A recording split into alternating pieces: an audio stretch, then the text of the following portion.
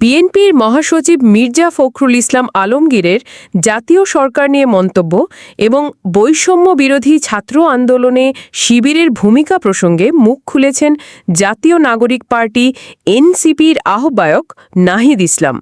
আজ ৩০শে জুলাই বৃহস্পতিবার নিজের ভেরিফাইড ফেসবুক প্রোফাইলে দেওয়া এক স্ট্যাটাসে এই বিষয় তুলে ধরেন এনসিপির এই শীর্ষ নেতা। অন্তর্বর্তী সরকারের সাবেক তথ্য ও সম্প্রচার এবং ডাক, টেলিযোগাযোগ ও তথ্য প্রযুক্তি মন্ত্রণালয়ের উপদেষ্টা ও জাতীয় নাগরিক পার্টির আহ্বায়ক নাহিদ ইসলাম ফেসবুক পোস্টে যা লেখেন তা হুবহু তুলে ধরা হলো। এক, বিএনপি মহাসচিব জনাব মির্জা ফখরুল সম্প্রতি একটা সাক্ষাৎকারে বলেছেন, জাতীয় সরকারের কোনো প্রস্তাবনা ছাত্রদের পক্ষ থেকে তাদের দেওয়া হয় নাই, তারা অন্য মাধ্যমে এই প্রস্তাবনা পেয়েছিল। এই বক্তব্যটি সত্য নয়।